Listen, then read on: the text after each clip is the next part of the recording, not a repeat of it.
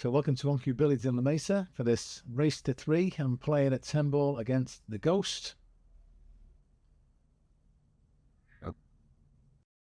So main one in the side after breaks. And with this format, playing the Ghost, you get ball in hand and do a decent break. And so just looking at the 2, it's a bit awkward, not available into either of the bottom 2 pockets. It's not available in the left side or the top left, the right side. So it only has one pocket, which is that top right. So I'm looking at playing the 1 as a follow shot.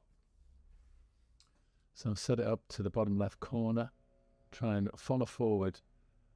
I could actually use the 4 as a stopper. That would give me a nice line. I could just stop about there. I'd just roll that 2 in the top right, and I would have a shot on the 3. The 3's nearby. Sorry, the 4's nearby. So it's about setting it up almost straight, but not quite. I'm trying to roll towards the 4. I'm a little short of pace. So under the cosh straight away. Got to make this 2, otherwise 1-0 down against the Ghost. Any miss is a loss of frame. I'm going to try and put this in that top right. I'm just trying to pick the point on the 2. Kind of just draw to the rail and then back out. But that is too thin. Now that 2's dropped in, and I've lost this rack, but I'm going to continue just to give me some practice. See if I can run the rest of the table. I will still be 1-0 down, however, having missed that 2 ball. So just trying to stay below the pocket line on the 4, so I can play a simple shot with a bit of right English, quite slow. Play this, so the cue ball's going to bend as it approaches the 4. I'm just going to allow for that. I've just managed to miss the 10, so it's come perfectly. And this is just a 1 rail shot down towards the centre of the table. And, I'm not 100% comfortable. I just felt slightly off. And as you can see there, hit that 2 thin. So I just want to set it up again and feel better on the shot. I was down, but there's something that happens when you're slightly out of alignment. You can kind of feel it, and you can also feel it when you're in alignment. So I'm just trying to get that feeling, and this has turned out okay. The only problem is I'm a bit too close to the side rail, so I'm A, a bit flat, and B, hampered over the 9. I just topped it in. Hopefully I've gone far enough to get past the 10 so I can see the 8. And it's not dead straight, so I can push forward off the 2 rails there and have a shot on the 9, probably into the right centre.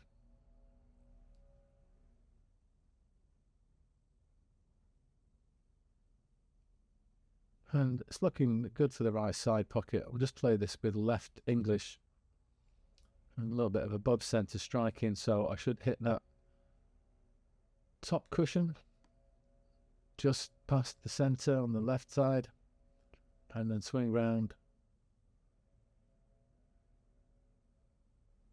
towards 10. So I felt a little bit better with a couple of those shots there.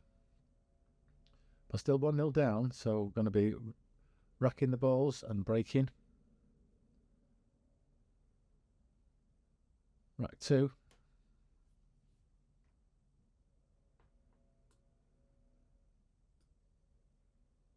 Here we go. Rack 2, 1-0 down. I made the 1 in the side this time. Slightly better split of the balls than previously. We've got the 4-7, a little bit awkward in the centre there, just blocking my path towards the 3. So that would be nice if I could get there, of course, but it's a bit awkward to get there. That would be to play the 3 in this bottom right corner. So I'm now looking at just finishing below the 3, straight in line with that top right corner, and that would be a nice option. I could just follow that forward a few inches and have the 4 in the bottom left. But with this shot, I'm actually coming across the line of position, so my speed and judgment has to be precise, and I've just over-rolled that a little bit.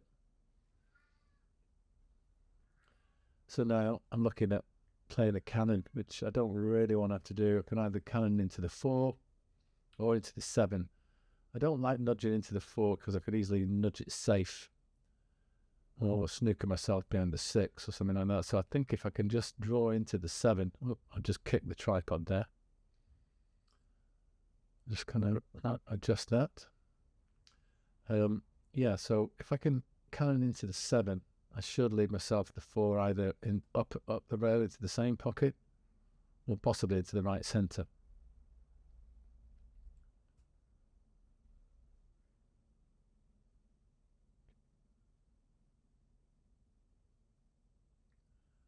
But I was a little bit thick on that shot. You see there, it hit the jaw on the short rail.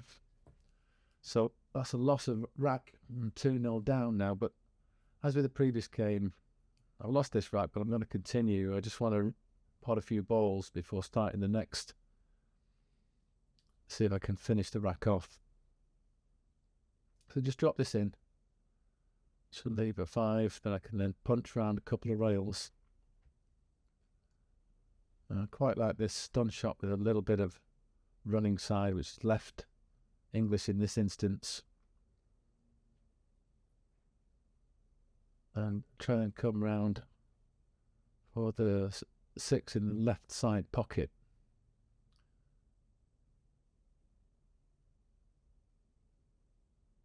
So little punchy stun shot.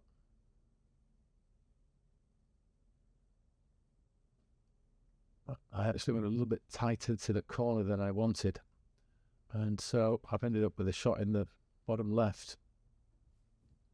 Not as played, but it'll do.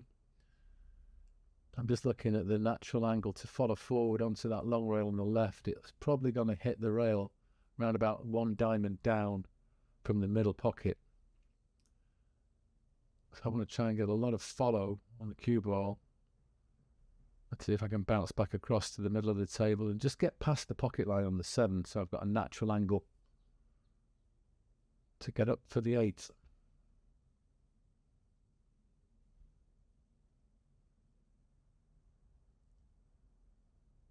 A bit short of pace there, so I'm now I'm still above the pocket line. So the natural trajectory of the cue ball is going to be going away from the 8. And I could try something really ambitious and try to go all the way around the angles. But I'm thinking if I just drop that in, maybe the 7 in, I'm going to have a shot at the 8. So I've decided to do that and just float the 7 in. And whilst it's not the easiest 8 in the world, it will be a natural angle to come down for the 9. So it's just a rolling cue ball. Let's see if I can stop above the pocket line on the 9. That would be ideal. I can just have an easy position shot for the 10.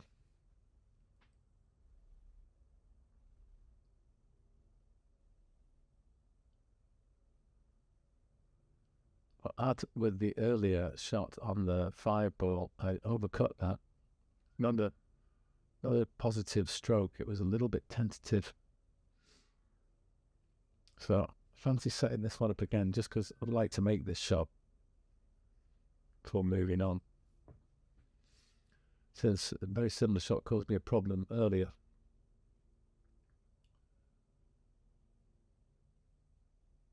It's just about doing the drill here, do the routine.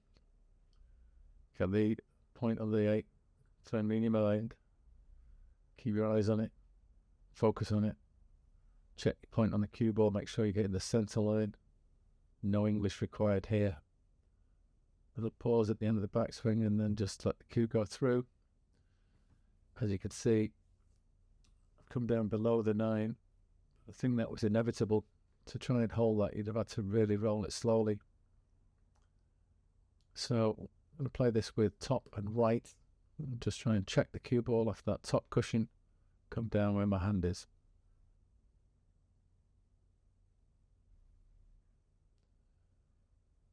So once again, an early miss means that the ghost cast this rack. But I managed to put a couple of balls. Still not feeling as though I'm striking the cue ball as well as I'd like to. But it's a question of just doing the drill and working on it. I'm just going to fast forward to the part where I break the balls and just restart that. And a bit further forward. Okay, we go. So at 2-0 down, it's the point of no return. I really need to do a break and run here to keep myself in this set.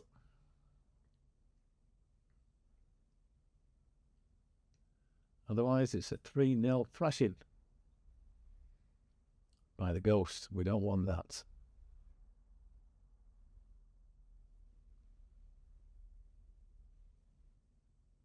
So a good break. No balls went down, but a nice split.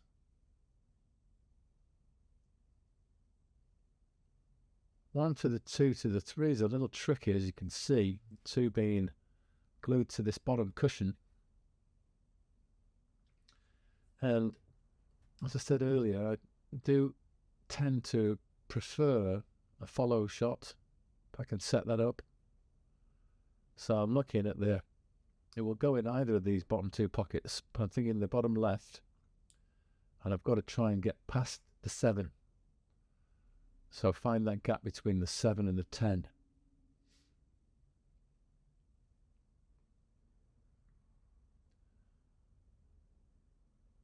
But it looks as though I'm going to run straight into the 7. But it's just left me the thinnest of slivers, so I think I can cut this in with a load of right-hand English. And certainly in trouble here with this 3. I've got to try and cut it in. There's nothing else I can do. I either make this or I lose. So I've got to play this with a trace of left. Try and get the cue ball to check a little bit. Come down towards the 4. I made it, and I get lucky with the double kiss on the 4. I'm just looking at the 5. The 5 does go all the way up into the top left. And I think that's the shot I'll be playing, just try and get below the 5. Just somewhere like there. And then you've got a simple 6 in the side. 7 in the opposite side. But I've nudged the 8 on the way past. I mean, I can't complain because that's given me the perfect shape on the 5. But I have stitched the 8 ball up. I'm now going to need to break that out if I'm going to finish this run out. But first things first, let's pop this 5 ball. Just looking, I don't want to be dead straight on that 6, but I don't want to move too far away from it either.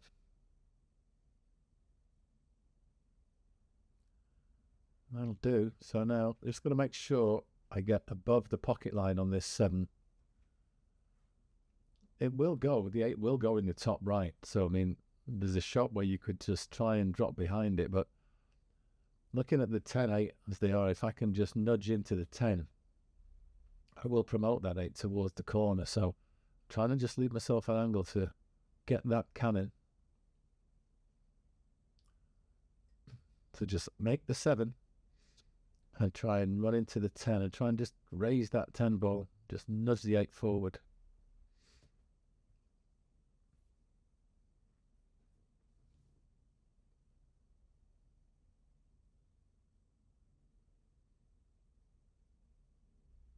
And that's worked out. So with this shot, it's a lot of left, and you just got to avoid the cannon on the 9. Miss the 9, whatever you do. Right. It's not ideal because now the natural angle is cannoning into the 10. But if I can catch it just to the right of center, as we look at it, it should go towards the left corner and the cue ball should stay nearby. So I'm just making sure when I pop this 9 that I don't catch the 10 on the left at all, or left of center as I'm coming towards it from that 9. That'll do. So I'm feeling a bit more relieved as I come round to make this 10 ball. And this is for a break and run and to give me a rack on the board against the ghost.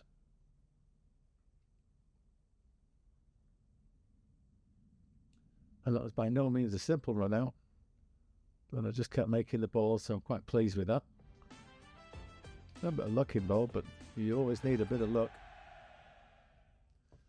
And so I'll just fast forward a little bit here to the start of the next rack.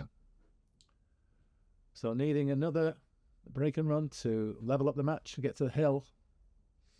What can I do? What kind of break can I manage? Well, the 5's flown in the side. 2's gone in the corner. So this is a real opportunity now. The problem I experience, I don't know if you guys ever have the same thing, is when I get a really good break, I can get slightly overexcited, thinking, oh, I should do this, and it kind of adds the pressure. Instead of just taking one shot at a time, you can kind of start trying to see the finish line prematurely. So I'm just looking at playing one rail down towards the 3. I want to try and stay above the pocket line, ideally on the 3, so it's just a simple stun shot to get below the pocket line on the 4 in that same bottom left corner, which will enable me to get up easily for the 6, which is just sitting over the top left, as you can see. But the way this has come is finished almost straight. So in order to get to the desired shape on the 4, i.e. below the pocket line, I've got to really try and force the angle and stun this.